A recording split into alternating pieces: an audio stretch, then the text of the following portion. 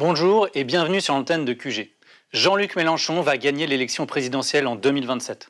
C'est en tout cas la thèse que soutient le sociologue Manuel Cervera Marzal, auteur en 2021 d'une étude sur le populisme de gauche, Sociologie de la France insoumise. Au terme de 2 articles récemment publiés sur le site d'Hors-Série, il défend une hypothèse audacieuse mais soutenue par de nombreux arguments. Et pour lui, la conclusion est claire. La victoire du leader insoumis est aujourd'hui le scénario le plus probable.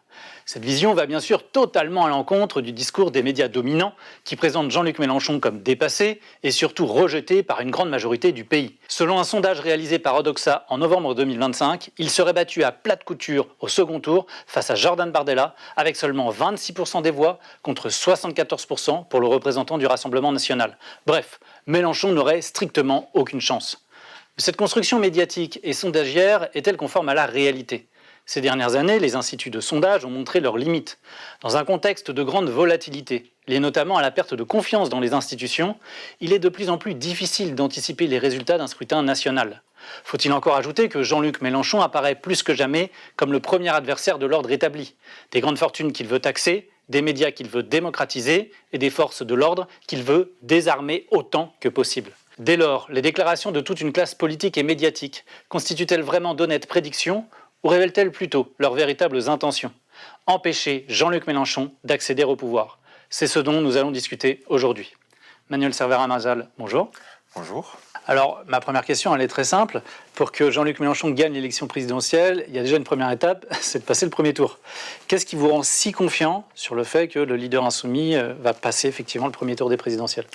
Aujourd'hui, je pense qu'il a un boulevard, très clairement, et ceci pour plusieurs raisons. D'abord, si on prend un petit peu de recul historique, puisque c'est la 4e fois quand même, a priori, que Mélenchon se présentera à la présidentielle. Effectivement, les 3 fois précédentes, il a échoué à franchir cette étape.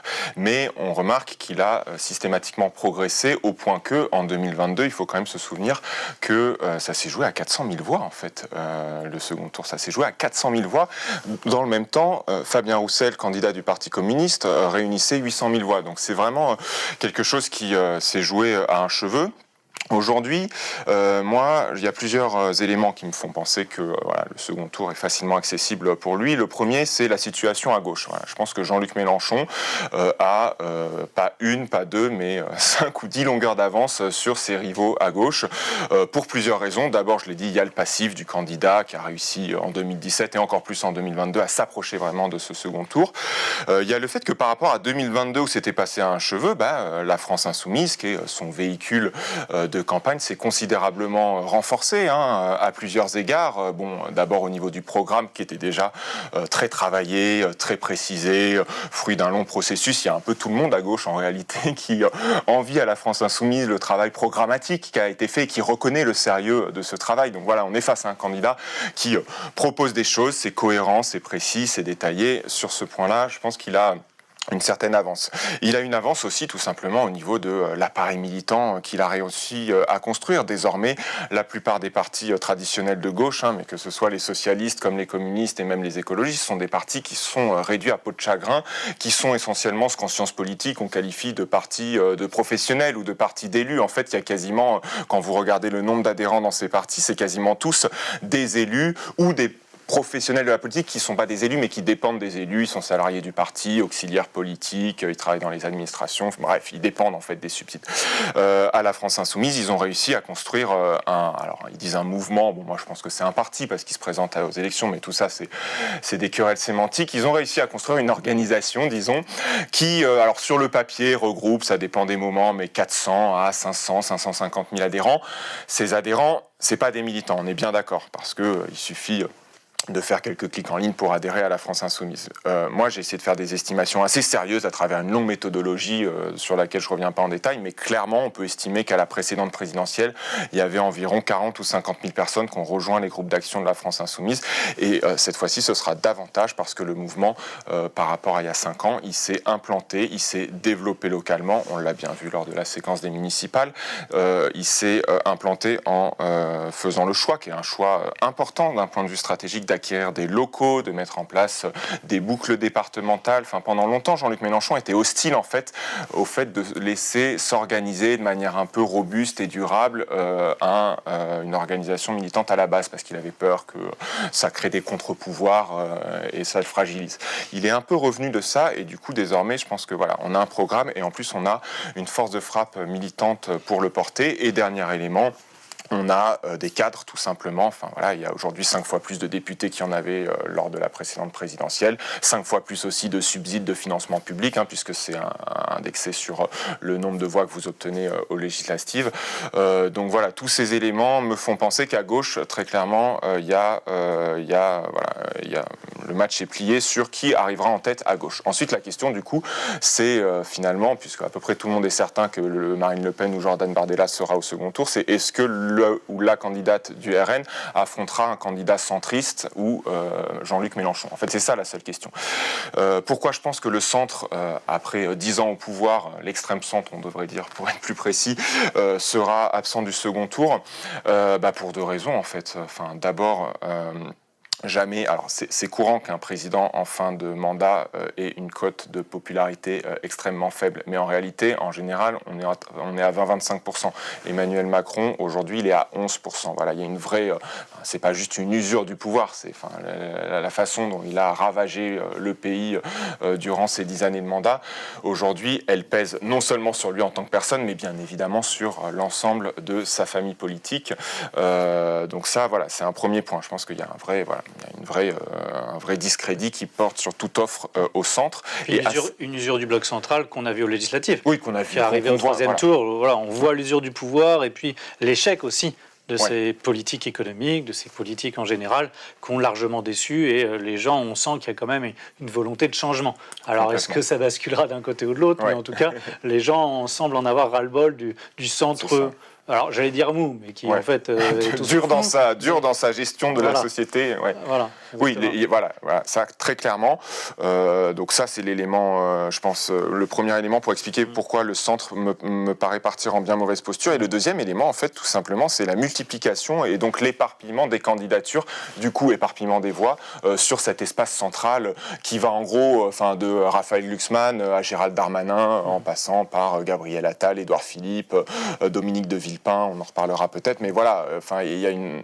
Et aussi, mais du coup, ils vont partir très nombreux, je pense, à cette présidentielle, ce qui va diviser les voix. Et ce qui leur aurait permis de se rassembler, c'est d'avoir un parti un peu fort, un parti qui soit au-dessus précisément de ses membres et au-dessus de ses aspirants, parce que pendant très longtemps, en fait, dans l'histoire de notre pays, c'est les partis politiques qui faisaient que de 10 candidats ou de 5 candidats, on arrivait à un seul à la fin, parce que les partis pouvaient faire respecter une discipline partisane. Ils organisaient des primaires internes ou ouverte, mais à la fin, il y avait un seul candidat. Et aujourd'hui, les partis sont tellement affaiblis, et c'est le cas de Renaissance, c'est le cas d'Horizon, comme de beaucoup d'autres, que du coup, ils n'arrivent plus tout simplement à produire cet effet d'entonnoir et à réduire l'offre. Donc, oui, du coup, effectivement, il risque d'y avoir un émiettement des candidatures du bloc central par la multiplication des candidatures, ce qui fait que on dit qu'en fait, il suffit qu'il y en ait 3, 2 ou 3 au centre, et la barre de qualification au second tour, elle pourrait être à 15%. Voilà. Bon. Ceci étant, est-ce que Jean-Luc Mélenchon il est manifestement le candidat le mieux placé à gauche? Ça, c'est indiscutable. Ceci étant, est-ce qu'il va réussir à reproduire la mécanique du vote utile, la dynamique du vote utile qu'il avait réalisé en 2022? Parce qu'en fait, en 2022, il avait véritablement siphonné les voix à gauche. Alors Roussel avait fait 800 000 voix, Hidalgo elle a fait 2%. Enfin, véritablement, il avait pris tout le vote utile à gauche. Oui. Est-ce que cette fois-ci, ça va être le cas? Et une autre question en parallèle, pour ce premier tour, c'est l'hypothèse de l'outsider. Est-ce qu'il va pas y avoir une surprise? C'est-à-dire face au duel presque annoncé entre Mélenchon et le Rassemblement national, est-ce que les Français vont pas se dire non, nous on veut pas avoir à subir ce choix-là? Quand je dis les Français, je pense notamment aux catégories plutôt âgées qui votent beaucoup, qui ont très peur généralement en grande partie de la France insoumise, qui n'aiment pas particulièrement le Rassemblement national, même si c'est un peu moins vrai, mais qui voudraient se dire non, il nous faut encore une candidature au centre. Et là, je pense par exemple à Dominique de Villepin, parce qu'il est le seul qui n'est pas comptable du bilan du macronisme et qui pourrait rassembler, de par ses positions, ses prises de position sur la géopolitique, je pense à Gaza notamment. Dominique de Villepin aujourd'hui, c'est un homme de droite, mais qui apparaît presque comme un homme de gauche, parce que le paysage politique s'est tellement déplacé à droite que Dominique de Villepin, il a l'air de pouvoir faire un espèce de consensus. Mais il n'a pas d'appareil derrière lui. Alors il y a beaucoup de choses dans votre question, mais du coup je commence par la fin. Dominique de Villepin, je serai Jean-Luc Mélenchon, c'est la menace que je surveillerai de plus près. Pourquoi parce que, mais c'est des choses que vous avez dites, il jouit actuellement, à 1 an de la présidentielle, d'une certaine popularité. Alors étonnamment, en fait, plutôt du côté du bord politique, la gauche qui n'est pas le sien du tout, quoi. Notamment pour ses prises d'opposition géopolitiques, ça c'est très clair. Le deuxième élément en sa faveur, c'est qu'effectivement, il n'est pas comptable du macronisme, même si il suffit de s'informer un petit peu pour savoir qu'en fait, il appartient lui aussi à cette grande famille de l'extrême centre. Mais bon, il n'en est pas directement comptable, il n'a pas été Premier ministre d'Emmanuel Macron, à la différence de Philippe, de Attal et de tous les autres.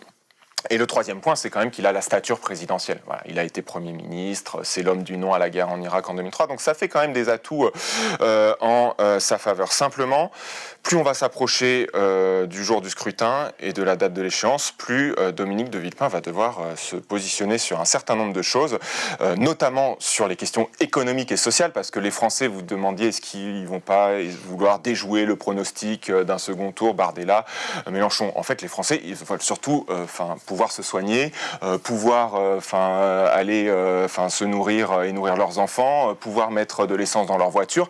C'est surtout ça, plus que déjouer un éventuel pronostic qui les préoccupe. C'est des préoccupations très matérielles sur des questions économiques et sociales. Dominique de Villepin, ça y est, il est candidat. C'est officiel. Et je ne sais pas si vous avez... en tout cas, je vous invite, si vous le souhaitez, à regarder les conférences qu'il donne depuis désormais 2 mois dans des salles, dans des amphithéâtres, etc. Elles sont régulièrement filmées. Et à chaque fois, à la fin, quand le public intervient, il y a toujours quelqu'un pour lui demander « Mais ok, merci pour Gaza, merci pour le patriotisme, merci pour les valeurs morales, merci pour le gaullisme. Mais fondamentalement, Monsieur Villepin, sur la retraite à 67 ans, qu'est-ce que vous dites sur le SMIC, qu'est-ce que vous dites sur la taxe Zuckman, qu'est-ce que vous dites ?» Et à chaque fois, il botte en touche et il évacue d'une façon qui ferait passer les bottages en touche du Rassemblement national pour peanuts. Il est totalement inconsistant en fait sur le sujet. Encore ce matin, je le voyais sur le plateau d'Apolline de Malherbe. Elle lui demandait, à raison je pense, êtes-vous de droite, êtes-vous de gauche ? Sa réponse, je ne suis ni de droite ni de gauche, je suis de droite et de gauche. Donc quand même les similarités, voilà, il n'est pas directement dépendant du macronisme, mais je pense que son appartenance politique ne fait pas non plus grand mystère, et plus on va s'approcher du but, plus les ambiguïtés, il va devoir les lever, et forcément c'est un homme de droite, ça ne fait pas l'ombre d'un doute, et ça risque de lui peser. On se rappelle du CPE. On se rappelle du CPE, il y a quand même toute une génération aujourd'hui qui a entre 35 et 50 ans qui s'est socialisée à la politique avec le CPE, le contrat première embauche, je le rappelle en une phrase pour les plus jeunes, mais qui visait tout simplement à précariser les conditions de travail pour l'idée c'était d'instituer des périodes d'essai d'1 ou 2 ans. C'est-à-dire pendant 1 ou 2 ans, on pouvait licencier, rompre le contrat de travail sans aucun motif. Voilà, c'est ça. Voilà.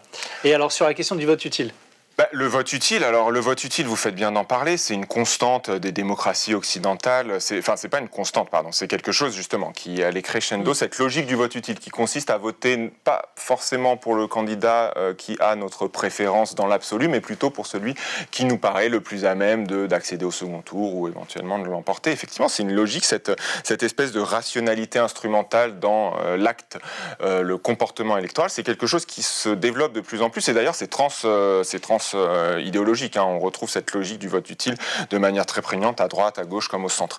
Elle a joué à plein à gauche en 2022 en faveur de Jean-Luc Mélenchon. Elle avait déjà joué en 2017 puisqu'on se souvient des courbes de Benoît Hamon et Jean-Luc Mélenchon qui sur les 2 derniers mois avaient fait un espèce de... C'était des vases communicants. Donc cette logique, elle existe, elle est là.